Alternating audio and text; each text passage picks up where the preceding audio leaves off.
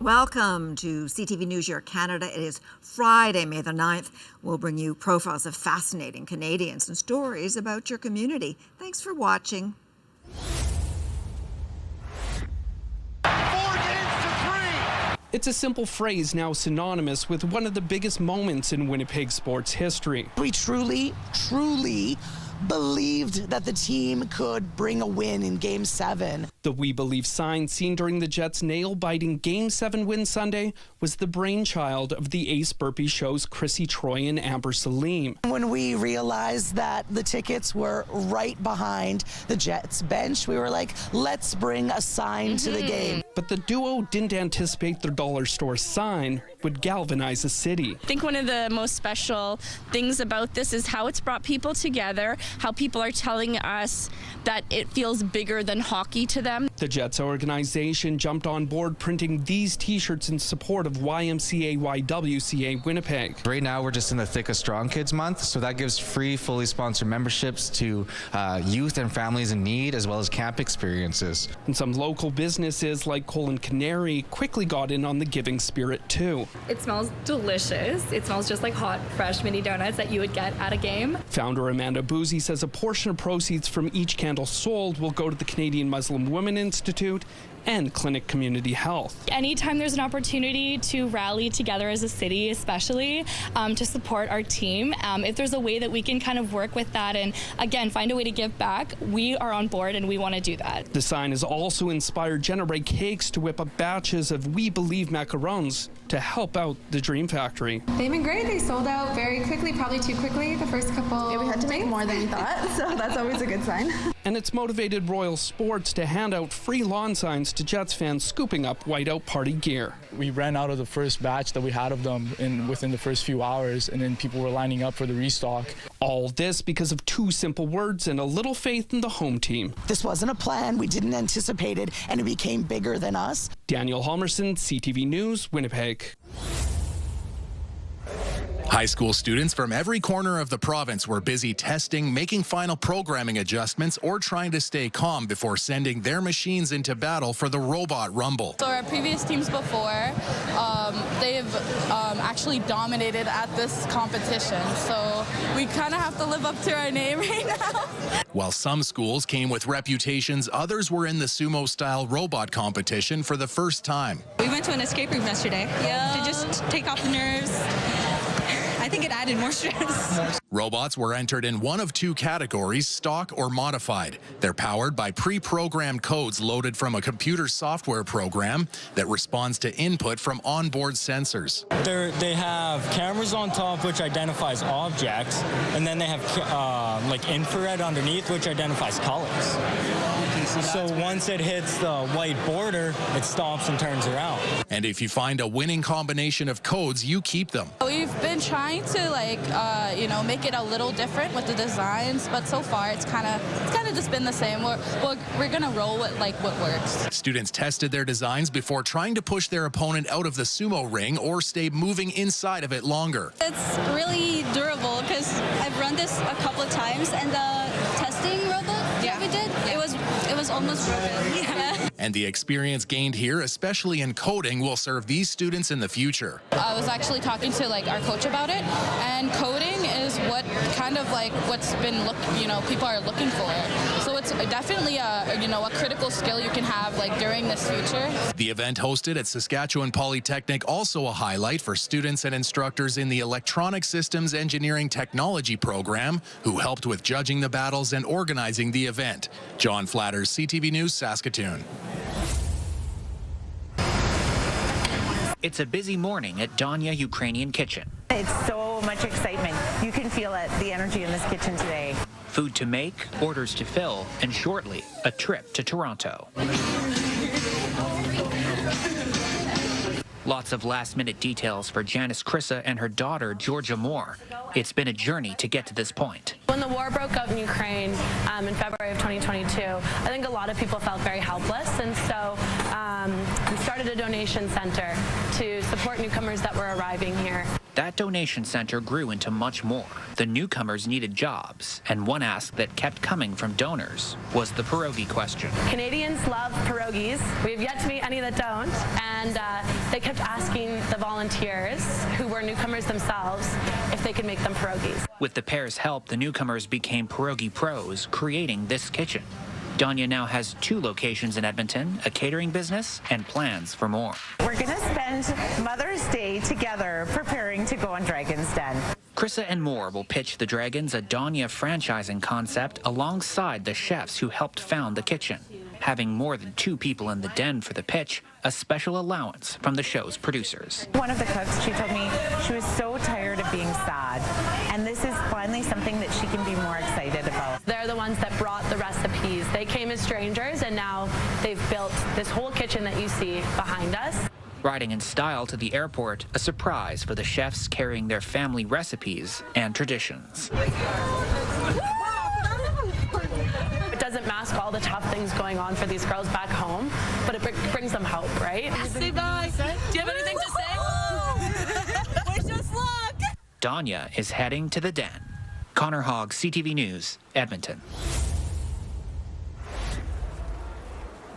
The cell phone ban coming this fall isn't sitting well with some students. I think it's not fair. Cell phones should be banned at classrooms, but not on whole school. If I need to call my mom, then I should be able to call my mom. Last week, the government announced plans to ban phones in elementary and high schools starting next school year. Now students are planning a walkout to protest. The move is gaining traction on social media. Les jeunes ont fait la grève. In a series of videos, this high school student calls on others to stay home Friday to send a message. Les interdire n'est pas le remède. He argues the ban won't fix the root problems, and the message is spreading. In just 2 days, the 4 videos racked up nearly 900,000 views and got the attention of the education minister. There are several ways to voice your displeasure, but missing school is not one, shouldn't be one of them. Bernard Drinville wants students to stay in class, especially with exams around the corner. Because this could injure their capacity to finish the school year with, the results that we're hoping for them. Some schools are taking precautions. CTV News obtained a letter from one high school. It tells parents they'll need to justify any absences and warns that unexcused ones could face consequences. The Montreal French Language School Service Centre told CTV News that any absence must follow the usual rules. Still, some students feel a walkout could make a difference. I know some people that are going to do it. I'll show my support in any sort of way that I can. But not all are on board. Skipping school is too far. I don't know if that's the smartest thing to do. How many students will follow through? We'll see tomorrow when the bell rings. Laurence Brisson-Dubreuil, CTV News.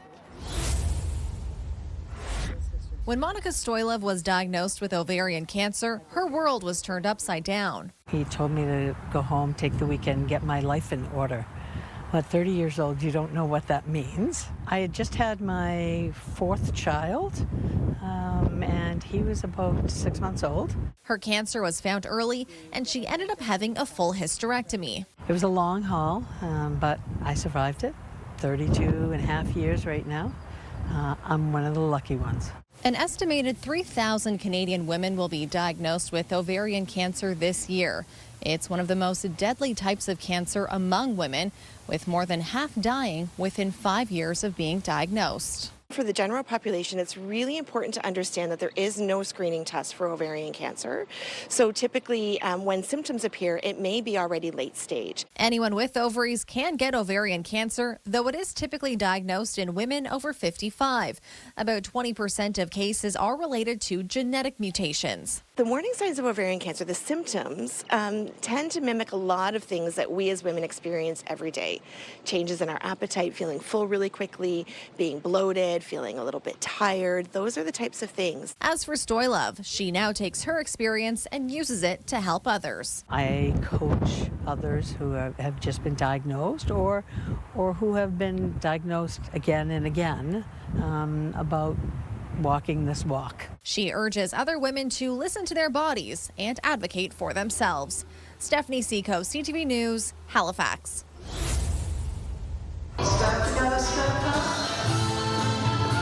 Step by step, these seniors are holding the line. Line dancing, that is. It's an activity you can do by yourself. You do not have to have a man or anything or a partner. So. It's a great way to meet people and get moving and enjoy the music, and it's a lot of fun. The lessons are led by volunteers with the Guelph Wellington Seniors Association. The beginner class drawing around 80 participants every week, including Tom Moffat. Yeah, I died from a stroke 8 years ago, and I couldn't teach myself to walk again, so I thought I'd teach my brain something new, line dancing. Holding onto a rail guard for support, the stroke survivor follows along, cracking a few jokes along the way. My left side doesn't work. Only my right side works, so I'm always right. I'm never wrong. And I can only do a couple of basic steps, but I just keep doing them all over and over again. Rhythm and repetition help the seniors on and off the dance floor. It helps your circulation, it helps your mind, and it's very good for keeping your thoughts in order so that you don't come down with Alzheimer's. It's also a good way to form new connections. You get to socialize with all these people. And relive old dreams. Many, many years ago, I was a figure skater, low-level figure skater, and so dancing has always sort of been with me. Line dancing classes are offered every Monday and Thursday here at the Evergreen Seniors Community Center. So mosey on down and join in the fun. Alexandra Hollick, CTV News, Guelph. For the mock disaster, a tornado has touched down in a mobile home park and this industrial area in Crossfield. Volunteer firefighters respond to assess damage and evacuate the survivors. A number of agencies are involved and it took months to plan. We actually started this scenario last year. We held a tabletop exercise to go over how we would respond, and then we built upon that tabletop to build it into a functional exercise. East of Airdrie, an acreage community has been hit by the tornado, and RCMP work with Canada Task Force 2, Rocky View firefighters, Calgary Search and Rescue, and County Police to look for survivors. Bill Wall says everyone has to work together on a massive disaster like this. What they are doing is they're going around, they're assessing the damage that's there, they're checking for possible occupants, anything like that. Any damages or any houses that aren't damaged, they're evacuating. Under the Alberta Emergency Management Act, every 4 years, municipalities must practice and do a practical exercise to show their skills and training to be prepared in the event of any kind of all-hazard emergency within the county. The Balzac Hall has been turned into an evacuation reception center hosted by the Red Cross and Salvation Army. Here, 45 high school students from Crossfield play the role of evacuees. It's a chaotic environment where volunteers provide a variety of supports. The exercise for me has been really exciting, and it's helpful to flex those muscles that we've been practicing all winter to get prepared for this response season. While the exercise only lasts for one day, it will take all the different agencies here months to break down all the information that they've learned here so that they can implement it in the event of a real emergency. Kevin Fleming, CTV News, east of Airdrie. Art in every form, everywhere. The Artist Project is a huge art show. Here we have over 250 independent artists. So it's an opportunity to come and see work of any description, any media. The show has been a space for almost 20 years for art lovers and artists to come together, to learn, share, and even purchase these one-of-a-kind works. It is a very unusual circumstance to be able to have this kind of exposure to artists directly, and it is part of what makes the show so special. From the microscopic detailed art to the large-scale installations, there's no shortage of things to see. And for emerging artists like Leslie Luce and Mackenzie Browning, it's an opportunity to make their debut in the Canadian art scene. So each of my pieces is made up of thousands of cut pieces of paper arranged in concentric circles, and each ring represents a different element that links back to the subject matter. This is actually my first time at the Artist Project too. I've been here as a visitor, of course, and it's so inspiring, but it's, I don't know, it's thrilling, it's exciting, it's all the emotions, right? Making art accessible and engaging for all. The Artist Project will be here at the Better Living Centre on the exhibition grounds right through until May 11th. For more information on each of the artists and the show itself, you can visit theartistproject.com. Jessica Smith, CTV News. Dow's Lake has a new feature, a floating dock. It's beautiful. I mean, it's a great view all around. First time on it, Nicole and Leanne already have plans of coming back. I think some sunshine and this will be 10 out of 10. A spot to relax and take in the view. I love this part of Ottawa. Like the view here is so nice. It's a little quiet place in the middle of the city. The National Capital Commission opening the dock on Thursday as part of a pilot project. It says the dock costs $240,000. We are really lucky to have so much access to our shorelines, and what we've heard from people is that they want to spend more time here. They want to sit out in a chair and read a book or picnic with friends. They want to launch a paddleboard or a kayak. Parks Canada prohibits swimming in the Rideau Canal. NCC is exploring the idea of swimming from the dock at Dow's Lake, pending water testing. We have that easy pivot, so it could accommodate that use if we decide to go that way, if the water testing works out. We'll know a lot about the water very shortly. And I always wanted to jump into the lake, and now I can actually do that if it's open. Varun Vasani looking forward to a swim once it's allowed. Others, not so much. I don't think I would, no. I wouldn't swim, but I would take my kayak or stand-up paddleboard. And even though the weather still may be a little bit chilly, some are taking time to relax on one of the many Muskoka chairs. It's really beautiful. It's really nice and much appreciated. Many excited about the addition to the area. It definitely improves sort of the area around Dow's Lake. It's really neat. I like the idea. They say it's for non-motorized boats, so that's really neat. You could canoe across and get out and go and look at the tulips and then go back. The dock is located along Queen Elizabeth Driveway near Lakeside Avenue. Peter Sperling, CTV News. Every spring, Point Pelee transforms into a birder's paradise, welcoming migrating songbirds, warblers, and raptors, stopping to refuel on their long journey north. Oh, it's been great. You know, it's been a little bit cool some days, definitely some chilly mornings, but the birds are here, the birders are here, so we're having a great time. The Festival of Birds features daily guided hikes, photography workshops, and educational programming. And this year's event is already drawing thousands of people. We're welcoming visitors from all over the region, all over the country, all over the world. So we welcome those visitors, and obviously, you know, I hope our businesses reap the benefits of that. Getting all that tourism locally it's a really nice thing. We've seen people from Quebec and from Michigan and, you know, Ohio here already today, and you know it's busy because there's no parking. Oh, it's wonderful. It's been very organized and people have been very kind and helpful. The excitement is building toward Global Birding Day this Saturday, a worldwide event encouraging people of all ages to record and share bird sightings. Honestly, to just stand still. Take a few steps, stand still, look around, bring a good scout with you. Oh, we saw all kinds of little warblers, but not the large ones we came to see. What were you hoping to see? Pontotory. With over 400 species recorded at Point Pelee, it's a chance for seasoned birders and first-timers alike to connect with nature and each other. They come here from all over the world. Yeah. It's pretty exciting, and we have hikes that we lead, 7:30, 8:30, 1:30, and 7 p.m. And the park is full, and everybody's excited to be here. Pelicans have been here, so that's great. And the bird of the year is the sandhill crane, and they are out here, so that's exciting too. People have said they've seen them, so yeah. The migration may be fleeting, but the memories last a lifetime. The festival runs until the 19th of May. But that doesn't mean the birds will stop coming. There's always birds to be seen at Point Pelee. In Leamington, Chris Campbell, CTV News.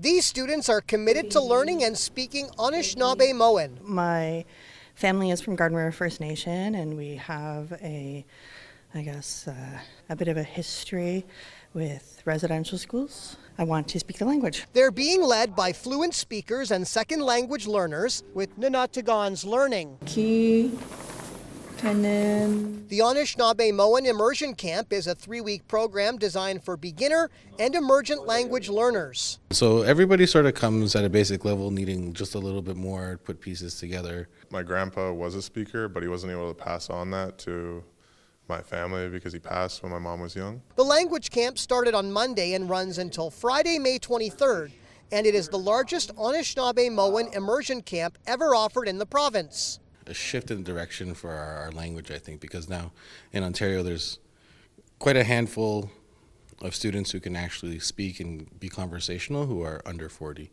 21 students have come across all Ontario and as far away as British Columbia to the camp, as they want to learn it and one day pass it down to the next generation. I'm kind of in university right now going to try to be a teacher. That's why I want to kind of like fully learn the language just so I could teach that later on. Anesnab Mowen is the original language of the Anishinaabe people in the Great Lakes region.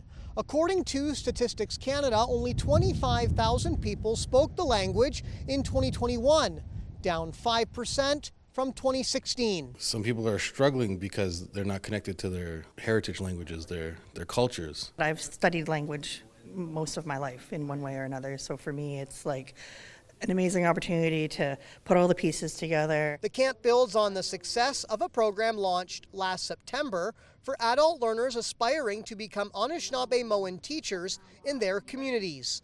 Eric Tashner, CTV News, North Bay. After 2 days and countless hours, Carlos Paniagua's still searching. It's like trying to find a needle in the haystack. In this grassy field yesterday, he lost his camera's memory card. More than 3,000 photos. While the amateur photographer's phone is filled with pictures he's taken of all sorts of other animals, the memory card featured just one.